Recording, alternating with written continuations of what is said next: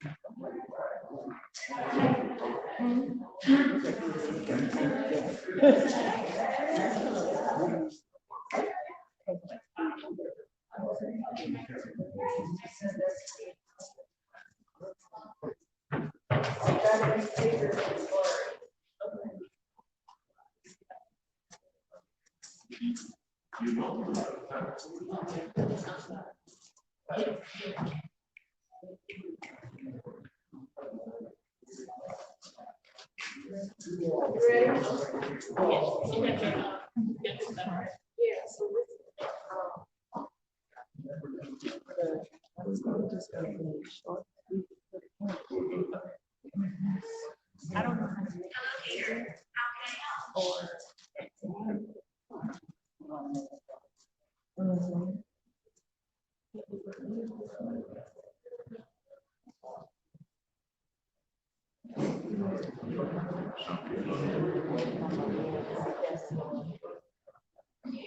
or I guess. Do you know how to put the whole screen up? I got you. Yeah. Renetta. You got it. Thank you for coming. I appreciate it.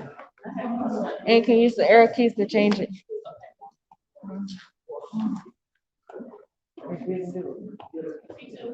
What is it? Do you want it a little bigger? Yeah.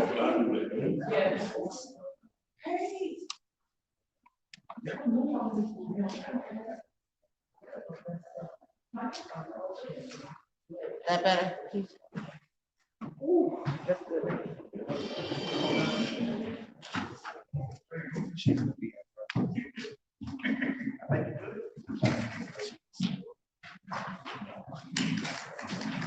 good. Thank you so much.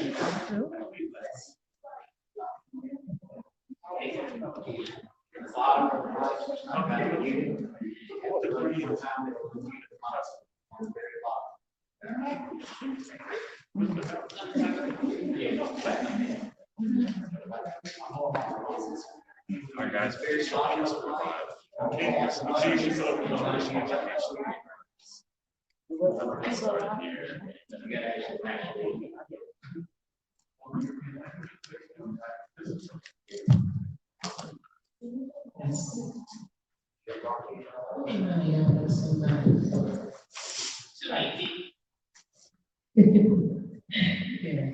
Hello, Savannah. Hello. And hello to the JEA. We are so grateful to you for hosting us this evening. We also want to say thanks to Sheriff John Wiltshire for giving us security for tonight, as well as our many volunteers and the city of Savannah staff who have been very helpful in helping us arrive here with some good information to share. So listen, I am your Post 1 representative for here in the city of Savannah. As an at-large representative, we represent every district in Savannah. Alderwoman Alicia Miller Blakely and I, Alderwoman Post 2, thought it fitting for us to provide an opportunity to hear from our citizens. A lot has happened over the last year and a half. You have been talked to and talked at a lot.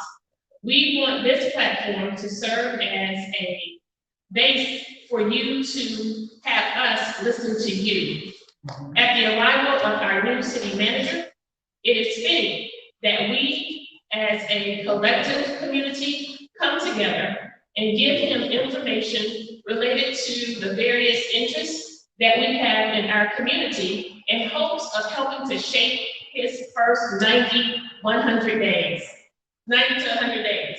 So without further ado, we want to jump right into our presentation. On our agenda tonight, we also would like to welcome some of the elected officials who are here as well. I see our Board of Education representative, Ms. Tanya Howard Hall. My eyesight is not that good. I see former Commissioner, Mr. Tony Center. Am I missing anyone? Yes. Okay. Yes, you are. Commissioner Gator Rivers. Commissioner Gator Rivers, thank you so much. Senator Lester Jackson is coming through the door. And of course, our very own member of the Savannah-Chapman County, Savannah City Council, Alderwoman Renetta Lanier, District 1. We would like to jump right into our presentation and start with the weeping time. There is nothing more important in our community today than crime and the weeping time. And in no particular order, we want to start with the weeping time because this is not just a first district issue. This is not just a West Savannah issue. This is a nationwide issue right here in Savannah, Georgia. As to not belabor my presentation, I want to bring up right now Alderwoman Lanier to give us some background information, and she will be followed by our leader of the Weeping Time preservation effort, along with Pastor Larry Gordon of Solomon Temple Church of God in Christ, Pastor Leonard Small. Good evening, everyone. Good evening. And I want to say thank you to Alderwoman Gibson-Carter and Alderwoman Blakely for having this town hall and the opportunity to hear from your constituents. So Savannah is a notorious city because of its history. Savannah is enriched because of industry surrounding telling the stories of its story. But the thing happened in 1859, and I'm sure you all have heard by now that the largest slave sale, the largest auction in the history of the United States occurred over in West Savannah.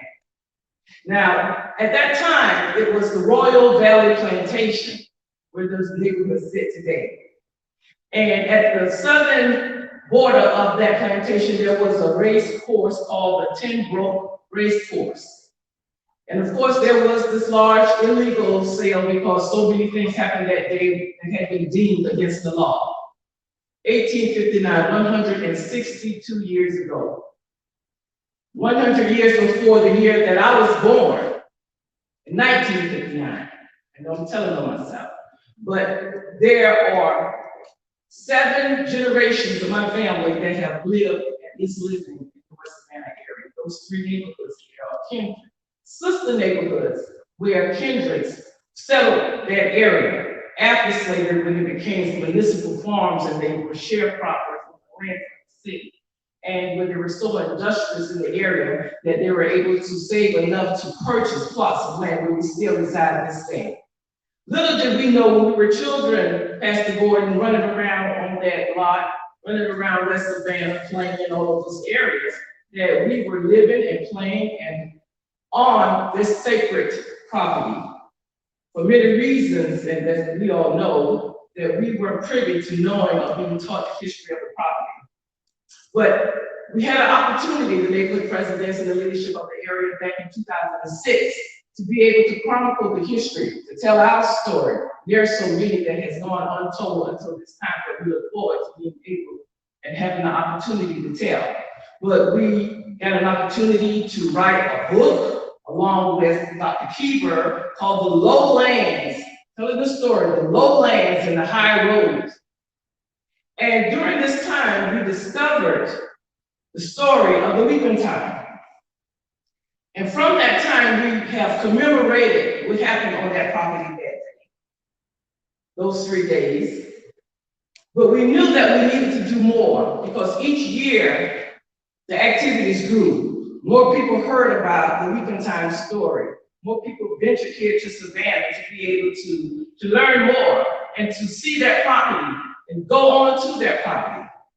Now, the largest part that is still intact is not the property, it's not the portion that we're talking about that's in the media at this time. Bradley Lumber Company said on the largest portion that's still intact, the old Bartow piece, the piece now that is planned to be desecrated because the Salvation Army deems that the best and highest use of that property is to place a homeless shelter and transitional houses on that sacred ground. We say no. What you are experiencing is a clash of two visions. There is the vision of the people that have lived there, that have worked there, that have worked to be the backbone, the soul of the earth for the city of Savannah. And then there's the people who say, there's nothing over there. It's cheap land. We'll just put it right there. There's a clash of two visions. So being an advocate for the area, to the point where I was elected to serve on city council in the First District City. Now, I thought that if you go to city council and you make a good argument and you're able to articulate problems, and you're able to talk about food insecurity, and you're able to talk about disparities, and you're able to talk about housing insecurities, and you're able to talk about financial injustice, that you can make a case so people will understand that do not take these vulnerable people, these poor, low-wealth people who are closer than one paycheck to being homeless themselves and burden them with what Dr. Jamal called poverty dumping. Poverty dumping, and that's exactly what it is. It is because it's by design. And this story is bigger than just that it's an inappropriate fitting to place the shelter on that sacred property, that we have all the evidence that it was a part of the racetrack. It's bigger than that because this entity, the Salvation Army, in 20 years, and 20 years isn't a very long time, because we started talking about the 20 years ago. But 20 years from now, they would not be held to the same requirements to have that type of development there, that they would be able to develop in other ways. And their lives are interested in the property, and it's an asset. We practice asset-based community development, bottoms up, a bottoms-up approach. It's the people's time. So now there's a plan to develop this property, and we've done everything required of civically active residents, citizens, to make known to this council that we should not vote to allow a special use to place the shelter there. But we're short one vote. So the residents of West Savannah, along with residents of the city, will all know that this is improper development. This is not smart growth and development. Have joined together and have protested and is trying to be heard. When people are not heard in an environment like we hear today in the proper response, then you're going to see people organize and take their advocacy to other levels. And you've seen that here lately. So I want you to pay attention and continue to pay attention to this, continue to advocate with and for us, continue to reach out so we can get more eyes and more interest in this story, because it's not over yet. It was declared that once the Department of Community Affairs at the state level review the findings what the city is going to present, then they will also be able to stamp up or down whether this is historic property. Also, and as I leave, I would like to tell you that these archaeological organizations, not only do they tend to secure the properties in question, but everything within 500 feet of that property. And even if this is the case, if you're looking at that theory of protecting 500 feet, then the two properties we're talking about are 50 feet apart. So that's just another thing for us to think about as we try to encourage this council to do the right thing, because it's happening on our watch. And don't forget those who supported this initiative to save Yucatan property and support the community for upward mobility, and those that did the status quo usual thing of voting against the people's best interest. So that's the story, it's the backdrop of Yucatan. Thank you very much.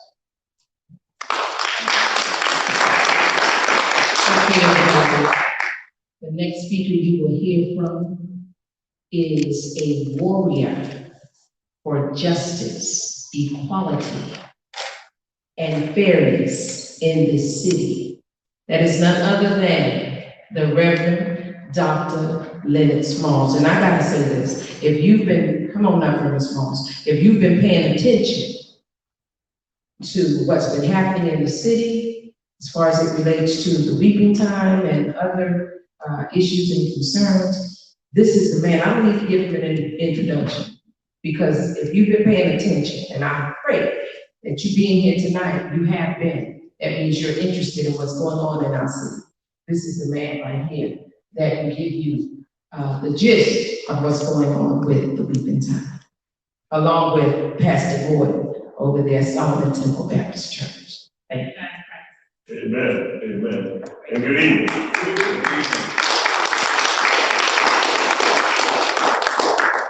For the record, Pastor Gordon leads this movement. He cracks the whip, I make the trip. And so we thank God for this opportunity to come here. I'm looking at where I see an old friend of Ramsey. Amen. And then we're back when I was contracted about 100 years ago. And so we come to you and try to be as succinct as possible for time's sake. We hold these truths to be self-evident.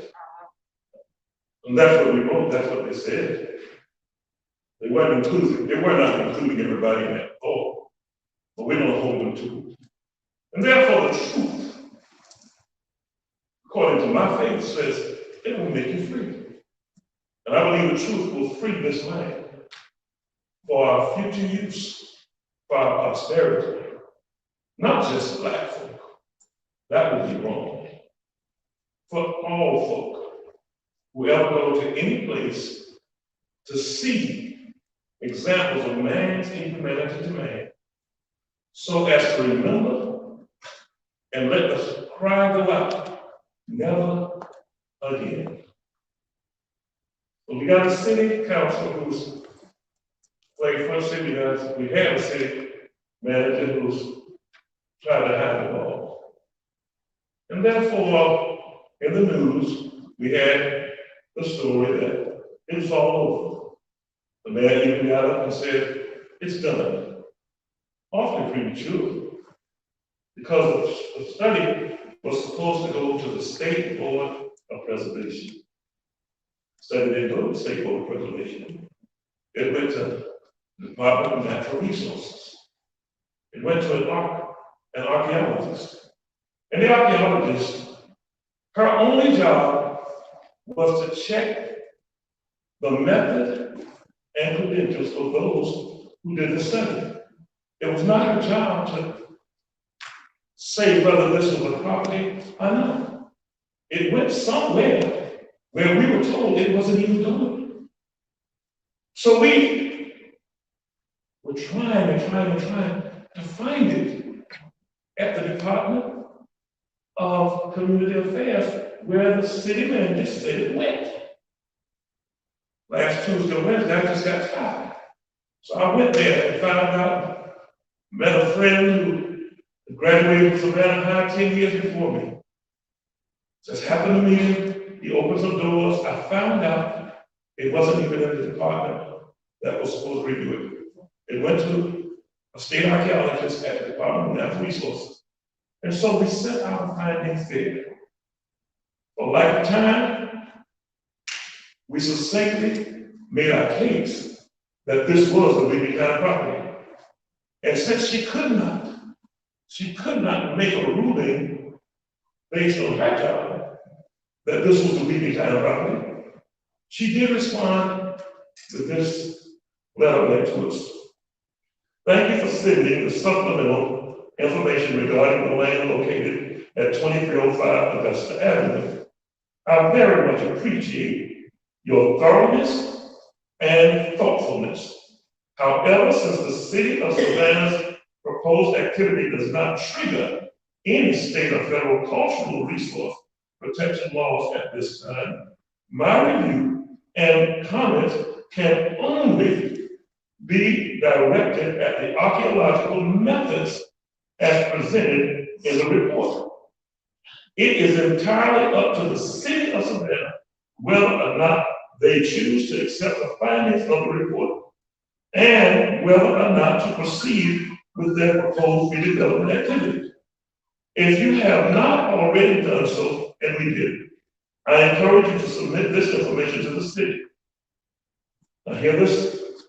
I have strongly encouraged the city to actively and constructively work with your organization and West Savannah to work toward a solution for this property. And that's the letter from Rachel Black, an archaeologist with the Department of Natural Resources for the state of Georgia. We've been in front of the Salvation Army, picketing like I did before Bobby Corner 60 years ago. We've been in front of the Salvation Army. Men, women, boys, and girls, children, the youngest 8 years old. Because this is a travesty, and will be a tragedy. If this historic, extremely historic city was to allow this extremely important place to be desecrated and not remembered, not set aside, it is just wrong.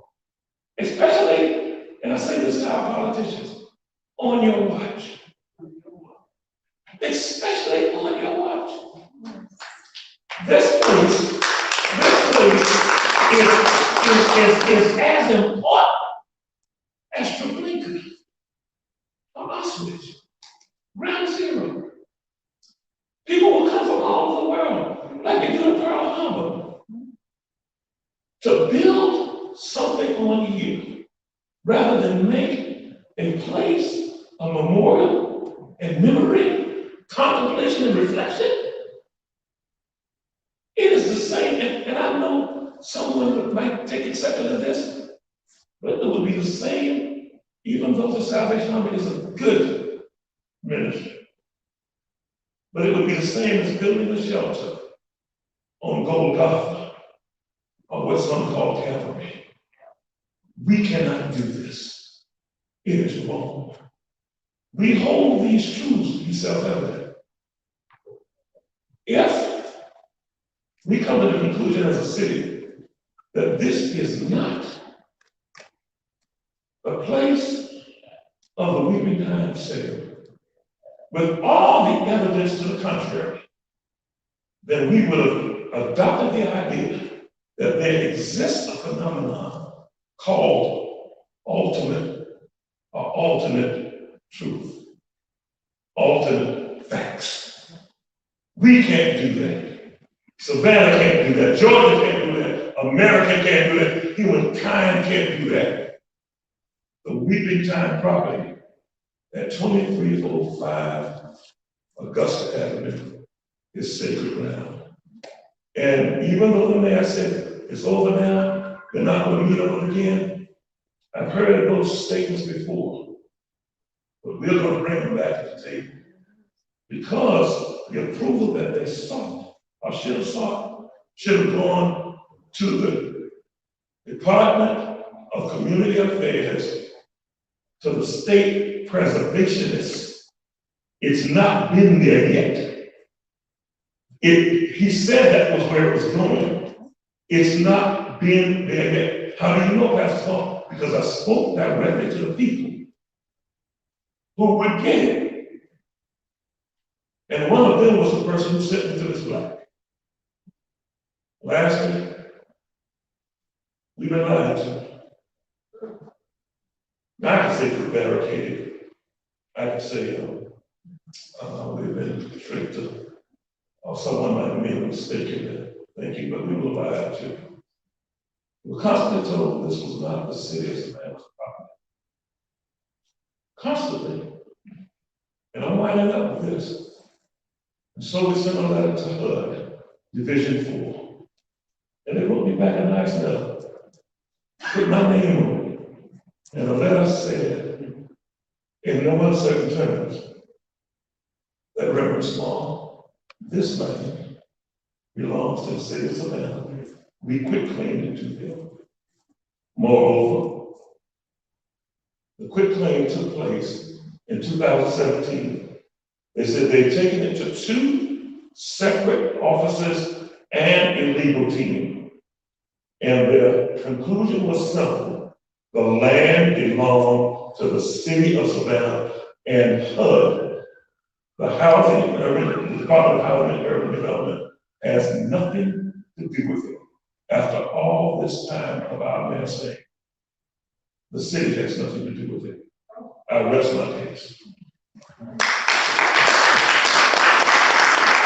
I want to make a correction. Thank you so much, Reverend Dr. Lynn Small. That is Solomon Temple Church of God in Christ. You know, I come from a Baptist background, so forgive me. I have to go up and, I just want you to come up and say, where we're gonna have the next meeting at, what time, and, location for anybody that wants to attend.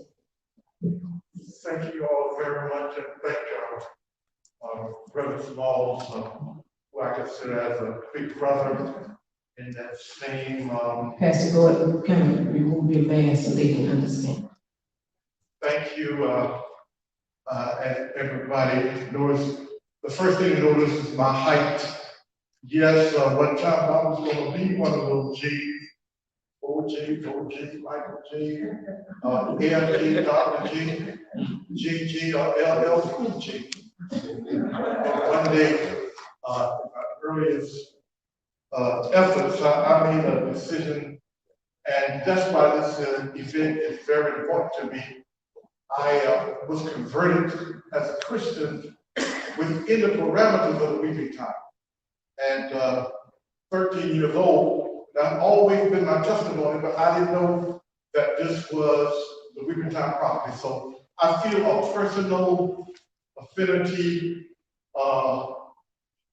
in that I grew up in this community. I was traumatized, and as I give you the area where we're going to meet, at 7 years old, also Tulip Street was cut off by ordinances. So, and I said, at 7 years old, my street was cut off, and you can take a picture, it looked like a jungle at the end of Tulip Street. But I said, if I ever grew up, I would speak out if something like this happened again, little to know that it is with the weeping time of property. And as we go forward, at the beginning of this process, I was noted by the attorney McCorkle, that I was the only one over there. He stated against this project, which was a distortion of the truth that we're dealing with so much with Stacey Abrams. Excuse me, Pastor Gordon. You All right, got thank to you. go fast. Let's get on the date and the location. 4 o'clock. We'll be at 4 o'clock. 2005 Augusta Avenue, Solomon Temple Church of God in Christ. Thank you. That's on Sunday, Thank you.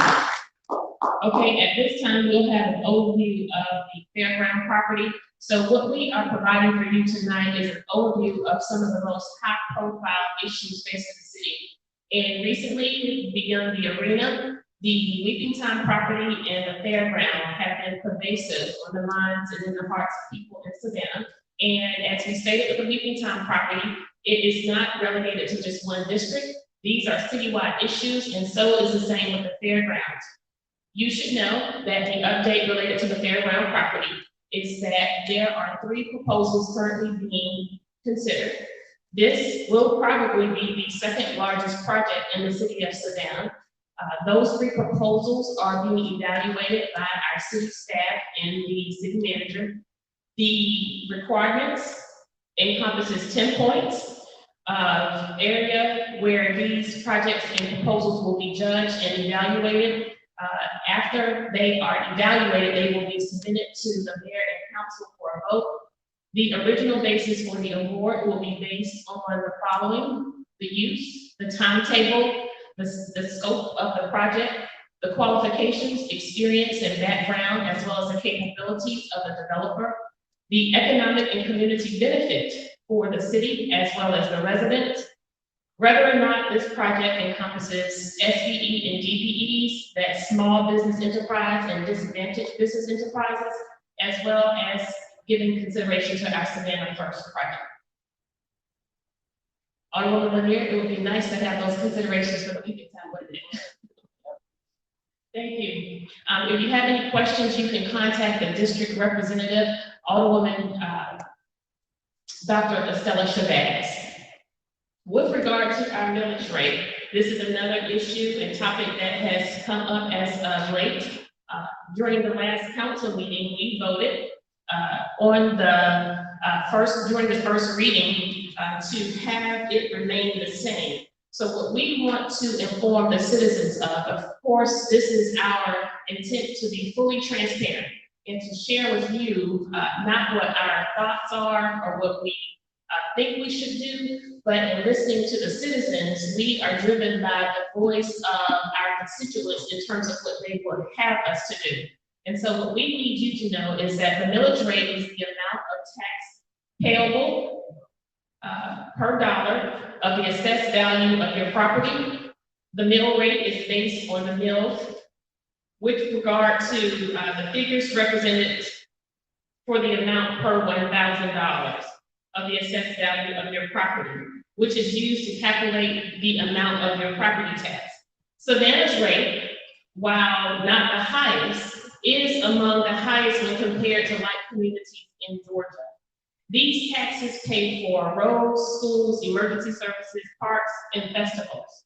People from all over the world come to Savannah to enjoy the best of what she has to offer. We feel it is now time for the citizens of Savannah, whose backs these taxes are derived, to enjoy those same rights and services just as much as our visitors and tourists. In 2020, the millage rate was 12.856. We voted to roll it back with the petition and the lead of Alderwoman Lanier, Blakely, Dr. Chavez, and myself, as well as Alderwoman Miller Blakely. We rolled it back. And so in rolling it back, it has been proposed and suggested that maintaining the current millage rate will not increase your taxes. Well, your taxes are derived on the assessed value. And all of us here who are homeowners quite possibly may be experiencing values that will increase. And so if our values increase and we keep that tax rate the same, that same millage rate, your taxes in fact will increase. For example, if you have a property valued at $100,000 at 12.7 mils, your taxes at the end of the year will be $1,279 will be your tax bill. If your assessed value, just let's say, increases to $105,000, if we keep that millage rate the same at 12.79, your tax bill moves from $1,279 to $1,342. So most bureaucrats would say, well, it's not that much. Well, from where I'm sitting, it's too much. It's too much to pass on to the taxpayers. So will there come a time in Savannah's history when the mill rate should remain or be increased? Possibly, but not now is our position. This is the time to have conversations with partners to establish pilots, impact fees, and port fees. We can no longer make our jobs and jobs of staff easier by passing on costs to taxpayers when we can engage industries and universities to pay their fair share. In the face of a mini recession, loss of employment, future threat of resources or threat to resources, the rent moratorium being lifted, the fact that we are in position to receive an ARPA bailout, I propose, along with Alderwoman Miller Blakely, that we roll the millage rate back to 12.4. 12.4 will bring us just as much revenue as the previous year. On August 12th, we will have the opportunity to roll it back. And if you have the same sentiments, we want to hear from you tonight, or have you contact your district alderpersons and the mayor. As we continue to spend money on things we do not have, as we continue to spend money on things we do not need, it is my desire to reduce the burdens on homeowners as well as renters. It is time we resign ourselves of partnerships with institutional enemies and create a culture where we all win. Alderwoman Blakely. I don't have to say anything because you said it all. At the end of the day, if we do not roll back these taxes, the renters, the least, the lost, and the left out will be the ones that suffer. We ask you that you're sitting in here and those that's viewing our lives and also our media, call your representatives and tell them that you want a rollback, not an increase. Alderwoman Gibson-Carter. COVID. We want you to recognize that COVID is not a hoax. COVID is a real issue and it has caused a real pandemic in our nation, in the world. COVID is a public health issue. And as such, it should be treated that way. While what and how you decide what it is you want to do to protect yourself and protect your families, we encourage you to follow the science, track the data, and exercise caution where and whenever possible. Our transmission numbers here in the coastal region are up. Therefore, the mask mandate has been reinstituted. In addition to masking, we're asking that you, of course, increase washing your hands and engage in physical distancing, not social distancing. We want you to continue to be social, just not very close when you do it. We encourage citizens to also get healthy and eat nutritious food. Since the beginning of time, nutrition and physical health has always been the primary fight against disease. And this is something that we don't hear a lot about, but people who are overcoming or who do not acquire COVID, they are in good health physically and nutritionally. So the mask mandate is now back in effect here in Savannah. With regard to our city buildings, they are open to the public as long as you wear your mask. Incentives have been extended to city staff who get vaccinated, in that they will receive an additional 8 hours of leave time. Our outdoor dining and parklets have been in question. We recently spoke with our interim city manager, and Mr. Lloyd asked me to let everyone know that we're just on pause right now. So you can continue to utilize the space of your outdoor dining so that we are expanding space, allowing for the physical distancing that's necessary inside restaurants and dining areas, as well as use of the parklets. We also have questions about our sports and recreation. If we have any coaches here tonight, we welcome your questions so that we can pass those along as well. Moreover, we are just continuing to take it on a day-by-day basis. Our American Rescue Plan, also known as the American Relief Plan. This plan was signed on March 11th by President Biden. The American Rescue Plan now allows for relief in various areas as a result of COVID. The pandemic has caused a lot of hurt and despair to a lot of families financially. This package encompasses $1 trillion that has been disseminated to many cities and municipalities across the nation. $55 million was allocated to Savannah. On May 2021, May of this year, $27 million was deposited in our bank account. That money is sitting there right now. And so we want to make mention and make you aware of these funds and recognize that the spending plan is still to be determined. However, our CFO, Mr. David Maxwell, proposed during our budget hearing that the expenses that the resources would cover revenue shortfalls in the areas of lost as a result of tax collections, water bills, and the parking fund.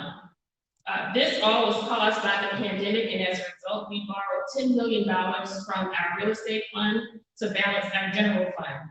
According to Mr. Maxwell, this is the best option as it will allow for us to engage in flexible options in identifying and utilizing income in less restrictive ways.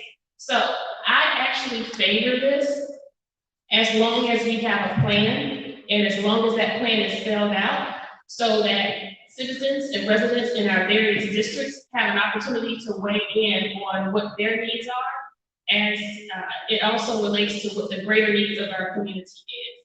So there are a lot of opportunities for discussion as well as information sharing in terms of how you want those proceeds to be spent. And again, this is all information we are collecting to help shape the decisions that our new city manager will have to make.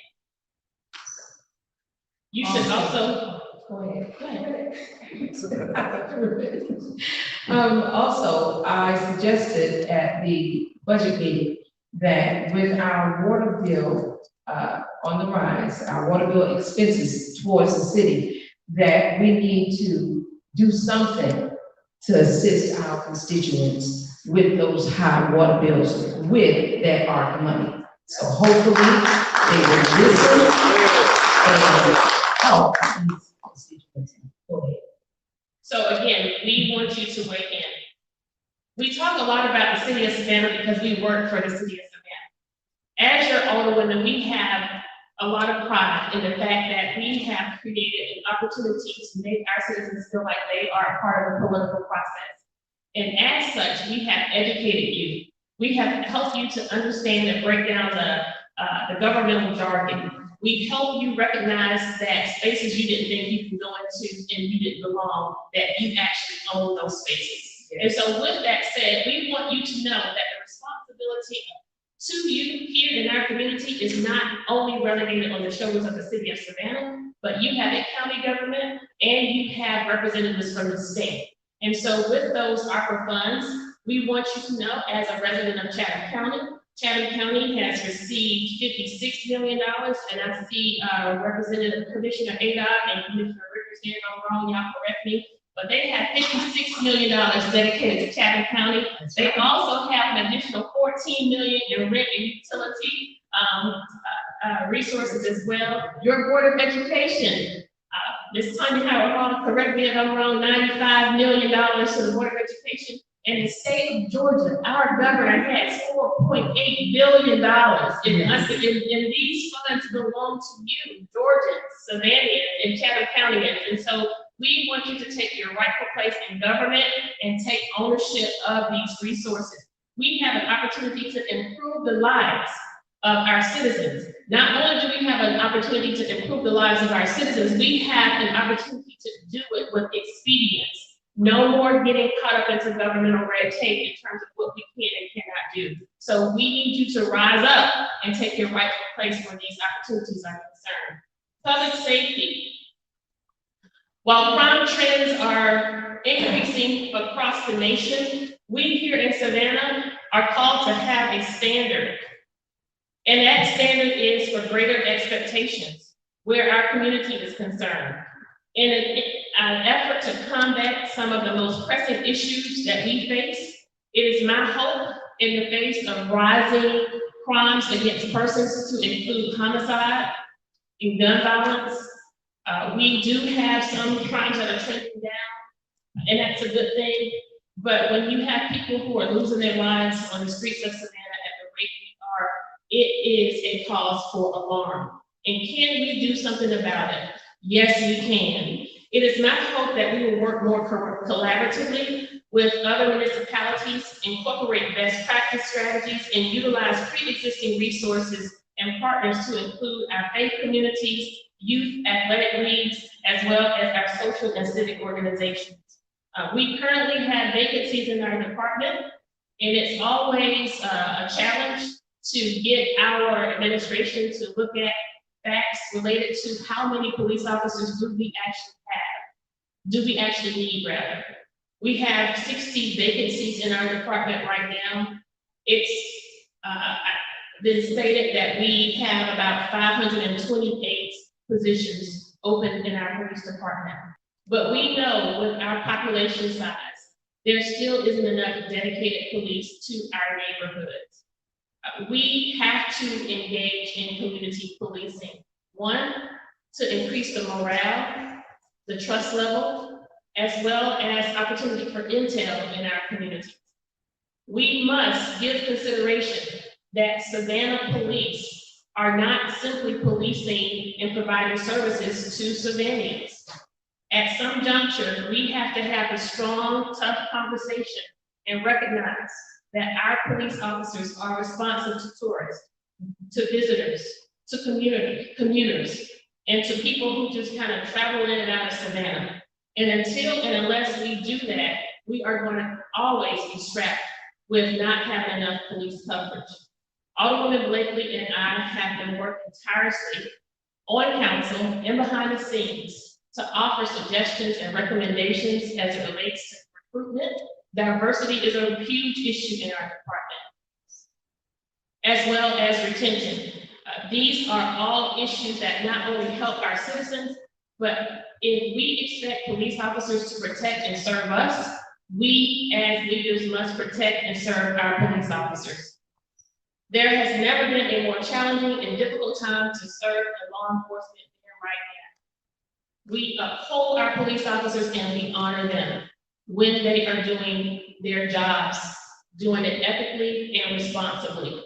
And when there are cases when they do not, we hold them accountable. And so today I have our city attorney, Ms. Denise Cooper. I'm giving you a promotion, our assistant city attorney. Do you have any information you can share with us related to some of our profile cases involved, to include the officer involved shooting as well as the death of the parent? And while she's coming up, I'm gonna say this. If you know anyone in your community that wants to be a police officer, please tell them to apply. Good evening, everyone, and thank you all, appreciate the opportunity. As you know, in the legal department, let me make sure you hear me. In the legal department, we have to be careful with all information, but I just need to let you know where some cases stand with regards to Mr. William Harvey. The DA's office now has this case. The city has finished its portion. GPI has concluded its investigation, and so we must allow the system to work.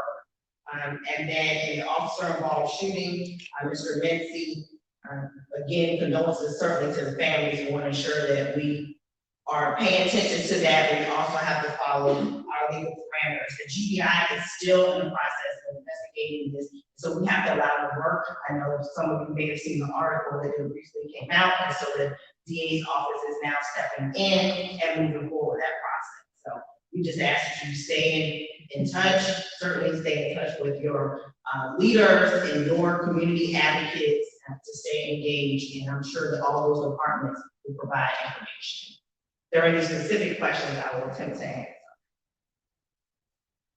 I have a question. Hey, I noticed that you just said something about those that got killed in court. Well, January the 23rd, Rick Boyd got killed. They said he had a gun, okay? I got word that the detective on the case, who actually was in charge of getting the warrant, okay? They said that there was a legal warrant from the 1800s, okay? So with that being said, we're talking about the crime and all that. I feel like my generation, I was born in the 80s, okay? We are in a modern day time.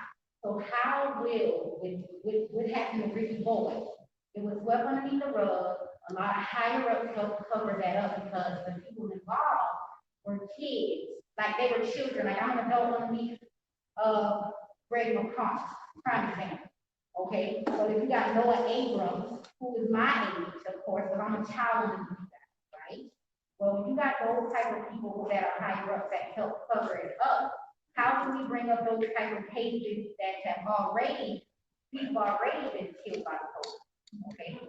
How do you guys, when are y'all gonna address those issues? You got a guy that got killed in West Savannah. He had handcuffs on. You understand? You got a guy that got killed when I was 20-something years old. My friend was in the car when he got killed. We were 20-something years old. It still affects me to this day that he got killed.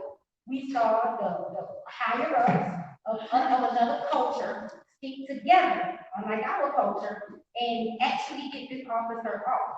Now, when I get 34 years old, January 23rd, 2018, I see another police shooting happen, okay? Now, at this point, I'm successful. I'm from out the project.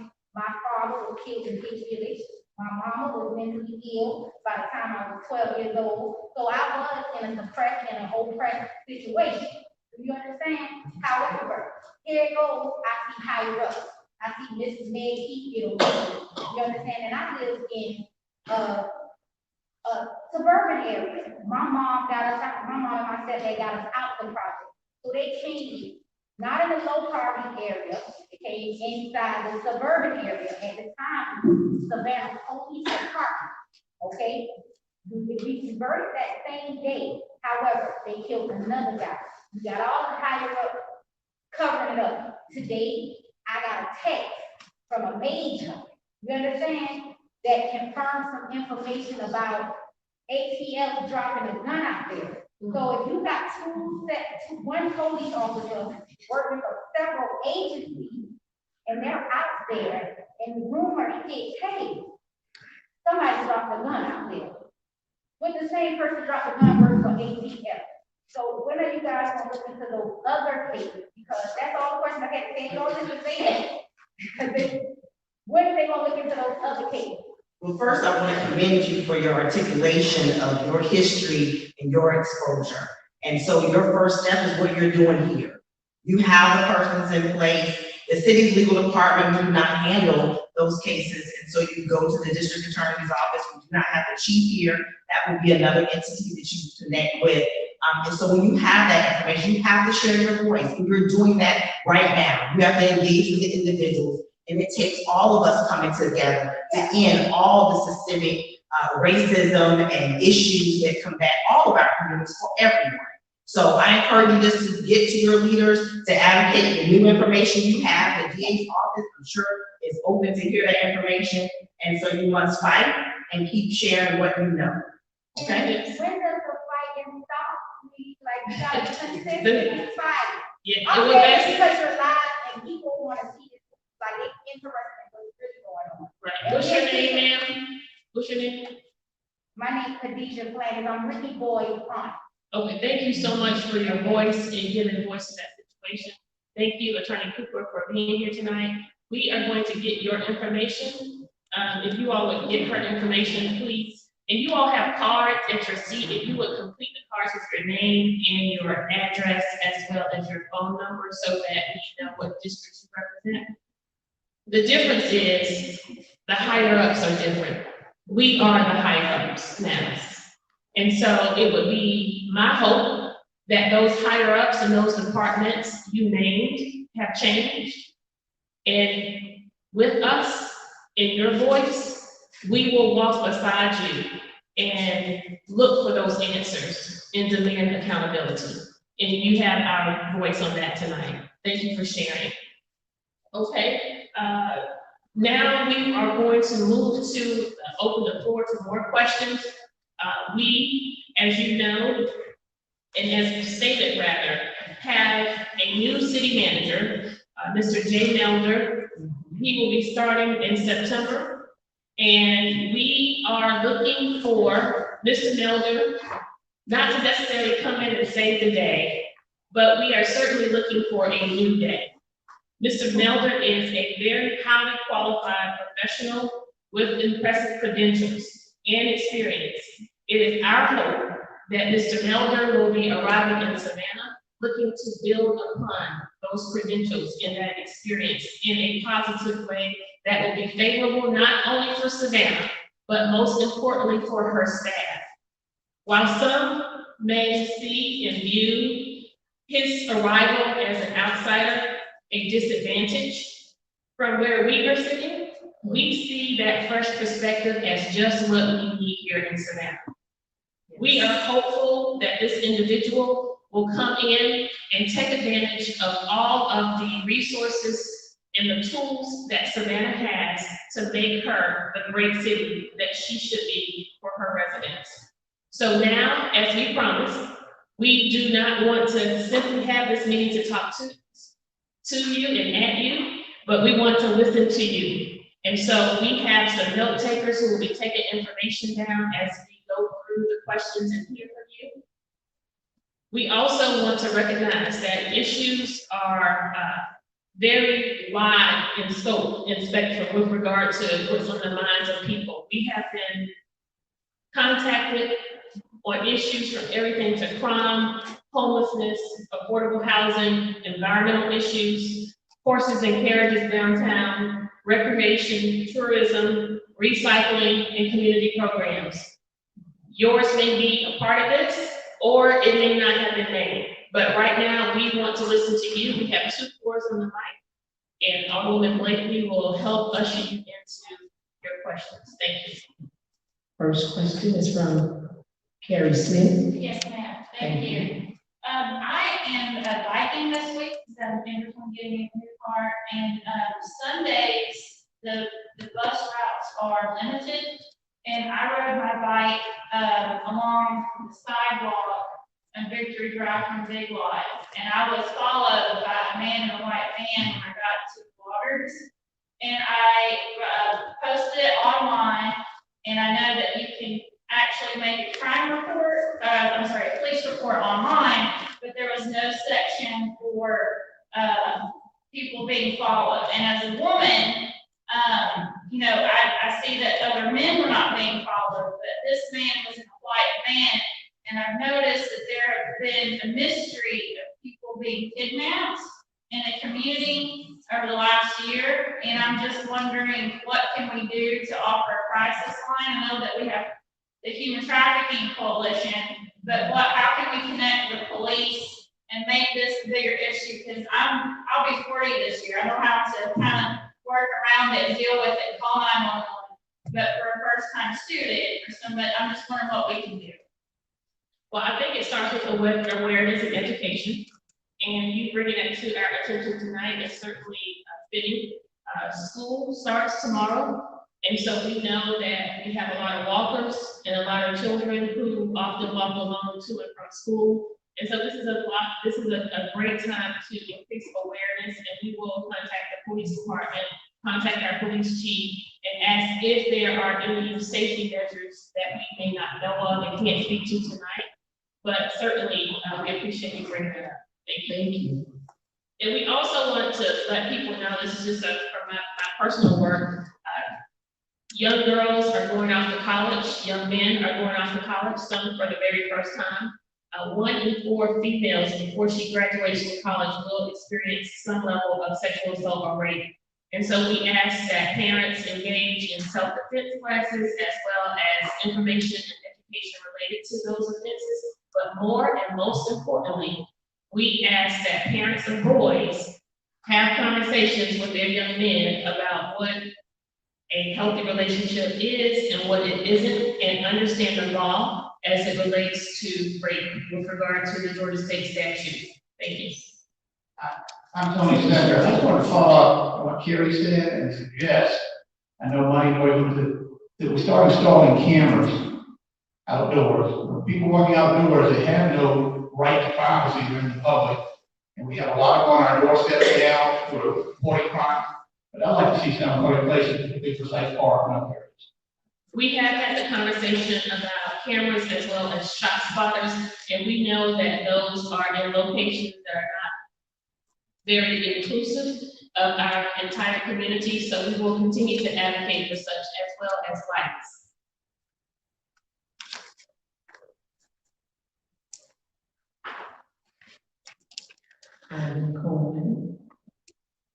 Good evening. My name is Adam Cohen. I'm a resident of the 3rd District. My question, how does the city of Savannah define affordable housing? Everything I see being built with an Omega banner tells me what I see won't be considered affordable.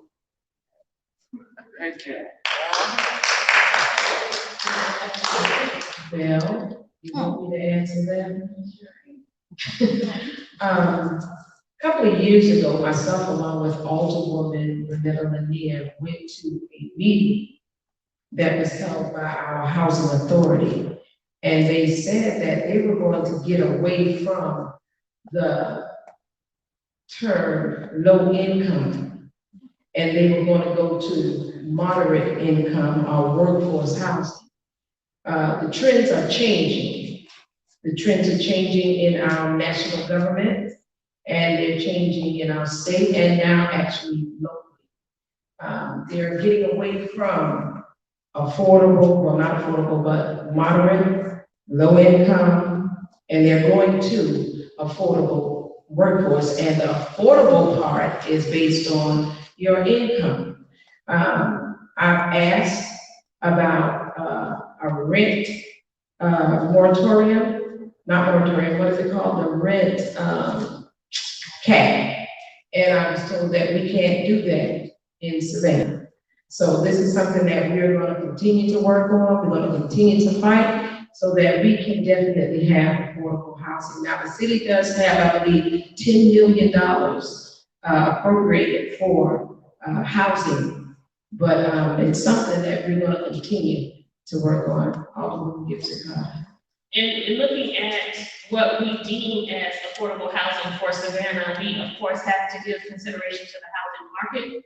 But more importantly, when we are looking at identifying and defining what affordable housing is for our community, we have to look at what those expenses are basic to everyday living: food, utilities, healthcare, medical care. What then does that person have once they back out all those expenses to actually pay for rent?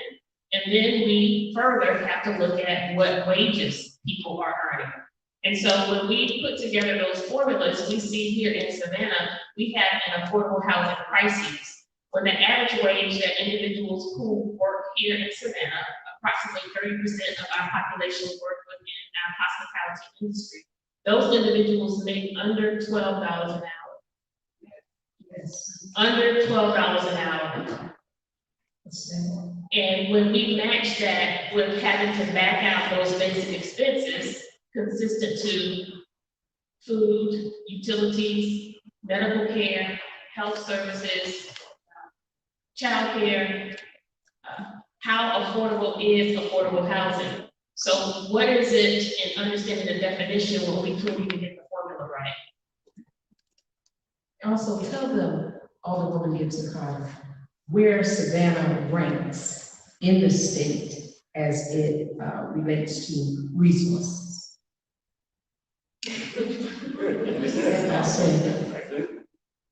Which resources? The money that's coming in from our ports and all that. She wants me to go on my soapbox on my Go on your soapbox, be ready to them. Well, Savannah generates the most money for Georgia, only second to Atlanta. We boast of having one of the wealthiest ports in the nation. We are, by all accounts, the tourist capital of this little coastal region, the southeast region. With all of that wealth, with all of that resource, we are sandwiched by two of the poorest cities in Georgia, Brunswick and Garden City.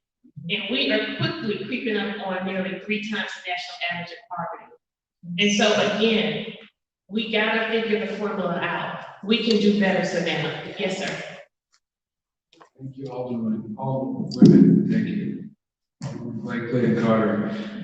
So I brought the article in the paper that was horrifying on Sunday, and I thought that I would leave it. It's exactly on point. The housing cannot continue, and the board and SCAD and all the above, we have it. We have to legislate it. But if you want to weep, you can weep on $2,400 a month for a 2-bedroom, 2-bath. It's just unthinkable. And it's beyond madness. The other thing I wanted to discuss, thank you very much for bringing up the weeping time. There's a lot of history there. In fact, Layford Landing used to go all the way to the river, just west of it. was Hermitage Plantation, which you know, those were all the slave-made secondary roads. So there's a whole idea that is starting, and it doesn't have to be specific to one area or property. We all built this, and we all need to participate in the return of it. And I want to make sure that we knew that we have to do something about it. Thank you for continuing bringing it up and bringing it up and bringing it up. And that's what this platform is about. It's about us creating spaces and places for us to bring it up until we do something about it. And we are serious about this city and her citizens holding our council accountable. And we cannot be held accountable without your voice. Collectively, you are many. We have one voice and one vote on council. As Alderwoman Lanier stated, it takes 5 votes to vote anything up or to vote anything down. You would think that in these times, we would all be on the same page and all 9 of us would be on one accord. But we have to have our citizens lobby their district representatives. Everyone here who is a citizen of Savannah, you have 4 representatives. Myself, Alderwoman Blakely, your district representative, and the mayor. Yes. And so if you can't get anything from me, you should be able to get it from her, your district representative, or the mayor, or all of us should be on one accord on your issue or on your community's issue.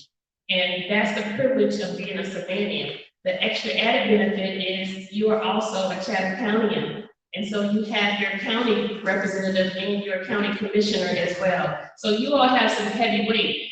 We just have to start flexing the power. May I add one last thing Yes, on justice? It was brought up earlier about enforcement and so forth. And the homelessness is tied with affordable housing as well. But it goes both ways. We really have to be careful on how we do enforce the law. I remember when Tony Taharka, there was a smash who actually threatened his life. Tony was a 9-year Marine, 9-year police force, and that night, Burkow arrested him, put him in jail. He was doing his job enforcing the law, so let's go the other way. On the other side as well, when Alderman Wilder's son, Lawrence, who is a very good friend of mine and a neighbor of mine, Lawrence was stopped by the police. He was bleeding to death. He was put in handcuffs and found to get his house. In the back seat, and his cousin was begging. They could see on the other side of the causeway, just get to the emergency room. And protocol, whatever it was not allowed for 20 minutes. He bled to death. Wow. Thank you for bringing that up. We just have to engage our police officers and let them know that training is a must, especially diversity training. Good evening, Alderwoman. My name is Chuck Dagan. I'm a resident of District 2. I'm an organizing member, co-host of the Better Savannah podcast, which is broadcasting this out live tonight. I have a lot of questions.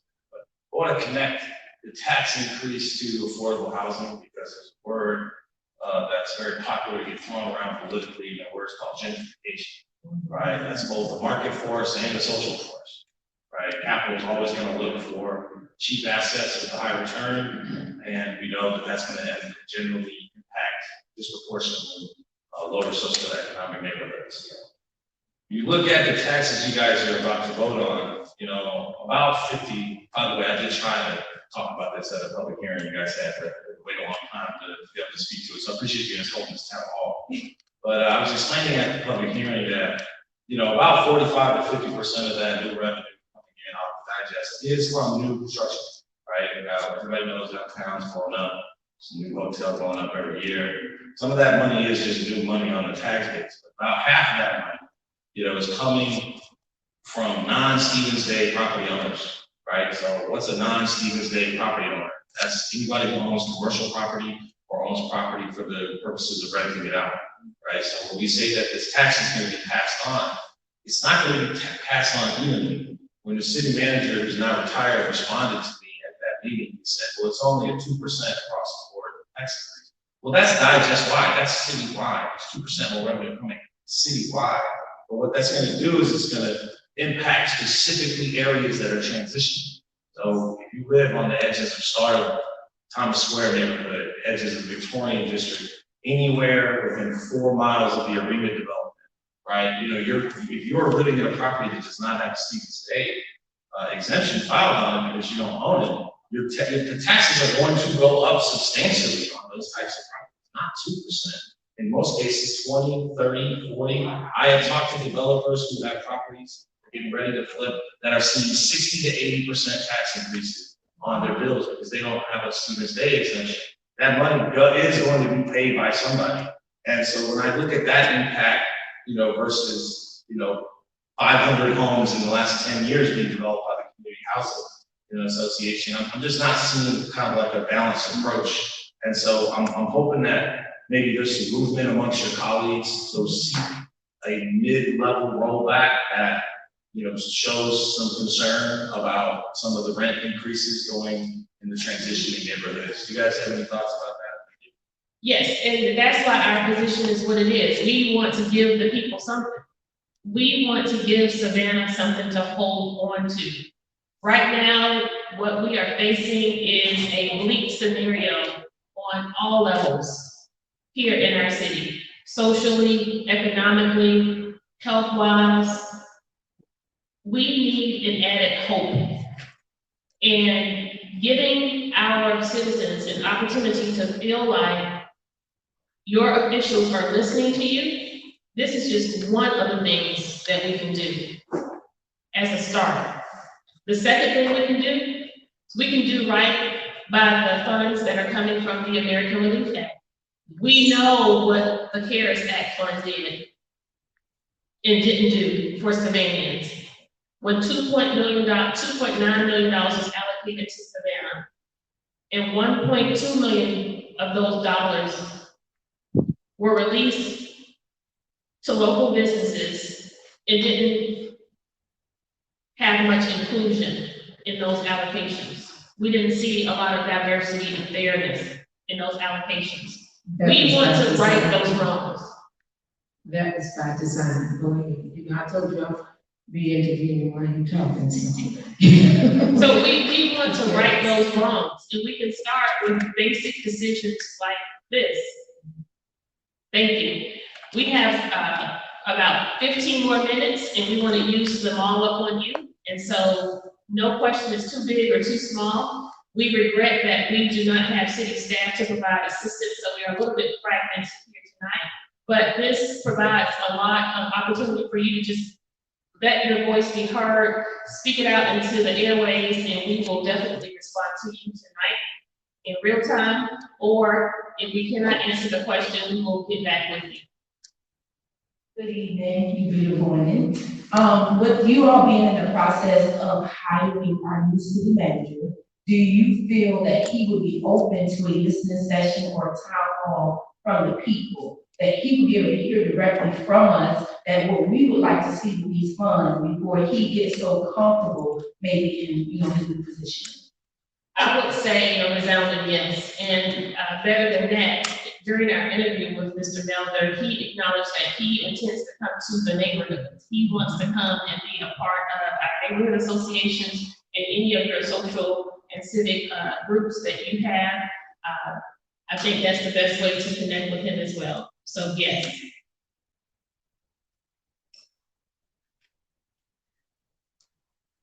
This is your time. Come on now. You got any questions? Don't go back in the community and say, well, they didn't say this and they didn't say that. So this is the time for you to ask these questions. It's a pleasure for you to ask you guys a question. Okay, I have a question. I want to ask you guys about the public housing part, okay? We got about 4 or 5 public houses that I know about, and I see you guys are talking about weekend time. The reason I'm so stuck on that weekend time is because I'm a tour guide, and you are right. I'm downtown all the time, and I actually see several people coming to the city of Savannah, and they tour, okay? Now, when they do tour, what I have stuff going on is our culture is working, and another culture is always walking around, okay? However, the city makes a lot of money, millions of dollars. I know a company in particular that makes $10 million a year in our city, okay? Now, how they treat our culture as employees, so they can want to get back to work downtown, I don't know. How we are treated as people to actually go to work. I don't know. However, I want to ask about programs with public housing, because when people work, they're not paid nothing but $8 to $10 an hour. Them boys, them black boys working in that kitchen. You understand? They might have a chef with that chef jacket on, putting that decoration on the plate. But those are African American boys that you see downtown, slaving, getting paid 8, 10, 12, and if they do a good job, maybe 14. Okay? Now these are restaurants that are making $3 to $4 million a year, probably $7 million. Okay? Now they going home. Now this is my understanding. They going home to the girlfriend's house probably, and we used to have programs in Savannah, getting on the ARPA money. We used to have programs in Savannah where when I was little, growing up, buses would come in the project, pick us up, take us to have a good time, and make us dream. You understand? We had a park in the projects. When in those projects, half of the projects don't even have a park. So how do you expect a 5-year-old, a 7-year-old, a 10-year-old in 10 years to be successful without the stuff that you guys offered to us in the city of Savannah 20 years ago, okay? And not to mention, he said building up a lot of more affordable houses and the taxes are going up. I purchased my first house when I was 25, 26 years old, okay? My birth certificate has Jamacraw Village. You get what I'm saying? So, and I watched 2 grandmas live in the project, but I also watched several Caucasian women took me underneath their wing in Savannah and taught me, hey, you're gonna read this book and you're gonna write, because a lot of programs that you guys had by the time I was 16 or 17, they were already phased out. So what type of programs can you guys offer to African Americans? The Mexicans are having problems in Savannah. I know a few Jewish people that are struggling. You understand? What kind of programs can we have to, $5,000, we can do this, you're gonna get a house. But you gotta match what we match, like EOA used to do. They don't have that program anymore. So where the girls stuck at, they're stuck in the projects. They're stuck in affordable housing because there's nobody saying, well, hey, and there's no programs.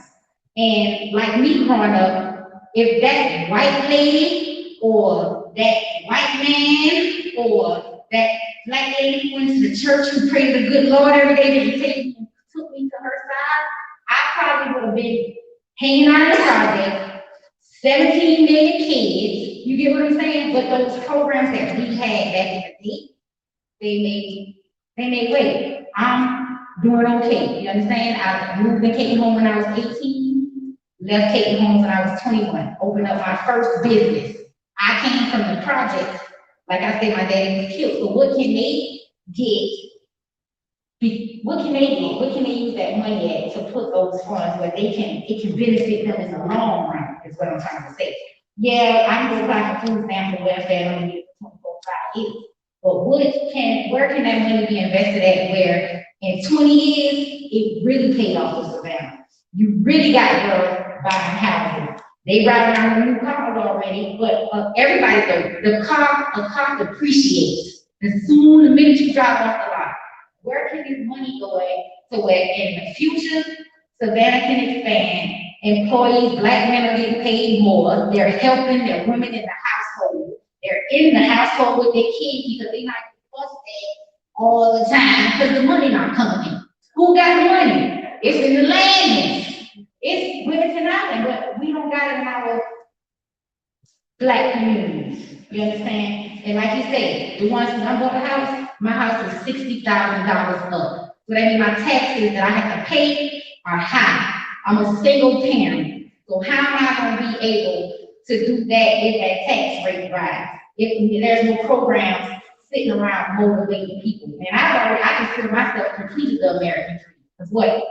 Buy a house, you've been in school, you're good, but that's not it. You still gotta deal with society. And I'm wrong with it. So all I wanna know is, can y'all get money back? Who can make a decision as to where that money goes? I hope that they listen to what you just said. Okay. Okay. All right. Take care, you guys. and that's, again, it's, for those of you who have followed us on city council, you know that those are a lot of the things that we have been advocating for. But what we should know in arriving at those changes in those programs that you made mention of or the lack thereof, it doesn't start with a desire to have a program. It starts with policy initiatives. For any change to take place in our community, we have to engage in the policy process. And when we establish those policies, not only will it be good for right now, those will be policies that will be good for the future as well. Alderwoman Blakely has worked for years in the area of youth services and community programs, and she sounds like a broken record. We need community programs, we need community programs. Before community programs, we need good policies, and we need access to the policy process so that we can engage in those progressive policy ideas so that we can make the changes that we need to make. It just takes the political will to do so. We're not giving up. So you guys don't have access to the policy? Like, that's, I'm sorry. Okay. We'll have a sidebar. Okay. Tony Tinton. Thank you, and I don't know when you're going to close. I want to put this message in before you did. Thank you all for having town hall, particularly at the JEA, which is my home for more than 60 years. But it's really nice to see you. You know, systemic discrimination doesn't stop. And things that happened 150 years ago during the Civil War are happening in a different method and more discreetly today. And I'm talking about voting laws. I know y'all came on the city council and there were lots of multiple issues, but I noticed I appealed to you and all the city council people got together and still worked really hard to turn out a Chatham County vote and a statewide vote to elect 2 Democratic senators that are president of the United States. Because Senator Jackson, who's running for statewide office, can tell you the reaction to that was one of this went up to change voting laws. And no matter what you say, they change those laws to prevent people, particularly people of color, from being able to vote. And I just want to take this time to give a message to everybody. Don't wait until election time, which will be next, August and November, and 2 years later, to register to vote. Everybody personally, ask your neighbor, are you registered to vote? Let's don't have a frenzy. We have an exciting, energetic frenzy to register people to vote and get people to vote. But put that, I'm making an appeal, and I hope I'm not out of place to your listeners, but they don't have a good web audience. To take it personally, to make sure people start now registering to vote, because we may not defeat these laws in court. And no matter how hard it is, we have to help each other go to the poll and cast that ballot and change the people in places that we can have the votes you need. I just want to make that personal appeal. Thank you. Well, thank you for that. You're so very right. We have to be more proactive in getting out the vote and exercising our right to vote, but more importantly, recognizing that voting is not just a right. Voting is a privilege, and voting is your voice. And we talk a lot about race and issues related to discrimination, gentrification, and all of the isms that come along with it. But what we have to recognize in our culture today, we do really good about going to the polls and voting individuals who look like us into office. Only to, in short order, recognize that those individuals don't represent you because they lost their way. And so while we recognize that issues related to racism, discrimination, and all those things that keep us separate as a people, it will be here with us for the end of time. But I don't want your judgment to become too terribly clouded that you don't recognize that you also have to hold people accountable who you send into office.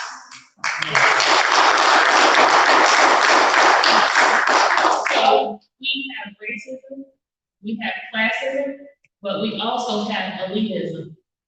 And we have that within our own race, if you will. And so it doesn't matter if the elected official is black, white, male, or female. You must not relegate yourself so much to proximity by way of relationship, friendship, and kinship that you put your safety, your health, economic drivers, and opportunities for your community in the way of being friends or having favor with a politician because they're popular. We are in dire times in our community, and it's time for us to rise up and take rightful ownership of our vote. If you did not vote for the elected official who's serving in office, you own that individual, you own their voice. And so you have to act like it. I also wanted to add that it's not just about voting. There were 194,000 people that were dropped. So an average of 300 or 400 people per county being dropped in a month. If you quadrupled that, it still would only give you what, 53,000 out of 159 counties. So if you're talking about 194,000, we have more like double the amount of people who were purged. And if you look at that list, it's mainly people of color. So you need to check your voter registration status. Second thing you need to do is go get an ID. And if you don't think that you can afford one, you can go to the voter registration office. You can present an identification. They're required to give you a form where you go over to the DMV and you can get a voter registration card. You can get a ID. It's required by law. They cannot make you pay for an ID. So you need to make sure you have that because we know they're going to enforce that with SB 202. The third thing is vote for people who pick up the phone.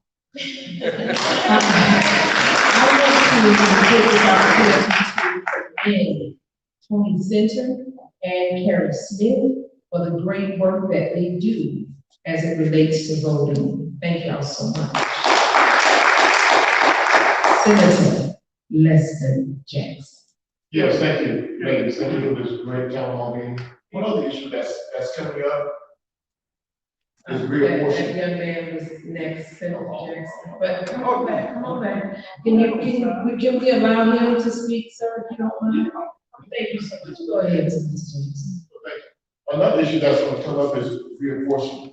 Every 10 years after the census, we are required by the federal government to redraw lines, whether it's a school board line, county commission line, the city lines, state representatives, state senator, and congressional lines. So stay tuned. We need to have more meetings like this because we're about to redraw lines, and your input, the community input, is so badly needed. We will not pick up another congressional seat this term, but as we redraw lines, community input is so much needed, especially coming from our local elected leaders. Thank you very much. Thank you. Thank you, sir. My name is Tommy Ellison. First, I'd like to say, Brother Lester Jackson, they were missing. Over the weekend, I got to go to Democrat family reunion. I was wondering what they were with that whole situation. The young person situation. Alderwoman in. Put you on the spot. That's on next week. Yes, the majority of Africans in the first district, and that property does belong to the Housing Authority of Savannah. And they are in the process of applying to HUD so that they can get the permission to demolish it. From what I know, there is no plan, specific plan, or development plan at this time. And the director said that they're going to enter into a process of allowing the community to be involved in determining what the development going forward would look like. So right now they are applying and have the intention of demolishing Yamaha and coming back in with the new development. And property, it's not a city property, but of course it's in the city, it impacts the city, and it impacts those citizens of Yamaha. So I guess the Housing Authority will be leading the effort to have that community development. Thank you. We have one more question here and we are out of time, but I want to thank you all for being here tonight. You have cards at your seat and we have volunteers over here. If you could complete those cards, either leave them on your seat or give them to a volunteer. If you need a pen or pencil, raise your hand. Yes, ma'am. How are you? Hello, ladies. Alderwoman Kesha Gibson-Carter, Alderwoman. I'm not a public speaker, but I want to piggyback on what Ms. Lydia just spoke on. Lydia, about Hamilton. On Saturday, yes, I did attend. I'm a former resident of Hamilton. I'm great to be one of the children out there. And I was there, I never been political or anything, but I felt the need to be involved there, because the history of me becoming a mother, a young mother, raising my children out there, being successful, moving on, and to see kids not getting the attention that are needed, you know, because they let the whole project go down. And I think it was intentional because they don't have a program, don't have a project manager at this time. So the grounds is in awful shape. We put together a committee to do a cleanup day. Ms. Alderwoman Kesha, I saw she did it a couple of weeks ago. She took her crew out there and did a cleanup in Yamaha. I saw it online. And I thought that was awesome. We're in the process of doing it again, but this time we're gonna get the residents more involved in putting that in the effort in cleaning up the project also. So because it is needed. I don't think it needs to go away. I think it needs to be remodeled, brought up to date, and allow people that need low income. I know you changed the name from low income to moderate, whatever, but at the end, it's low income. But you gotta work 2 jobs in order to pay the rent.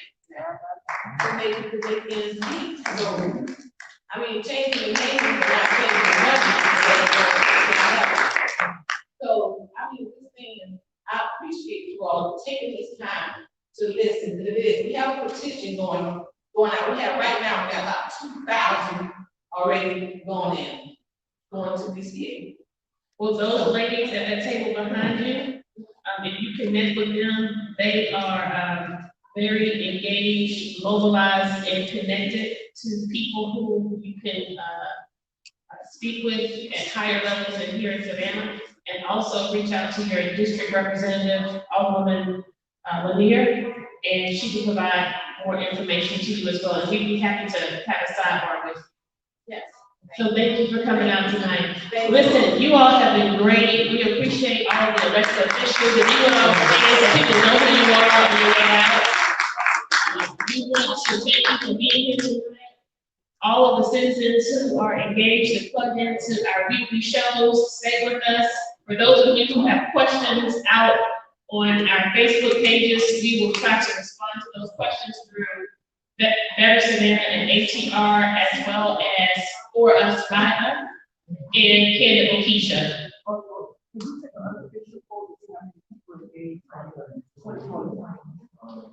By show of hands here tonight, how many of you have heard of and have engaged in the 2040 plan?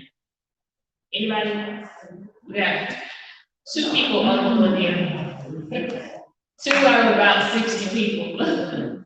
Please go to the MPC and get a copy of the 2040 plan. It is so important that you know what's getting ready to happen in the city of Savannah. Okay? They have the 2033 plan, yes ma'am, the 2033 plan, but now it's the 2040 plan. And it's interesting. Thank you so much. You all have a good night. Good night.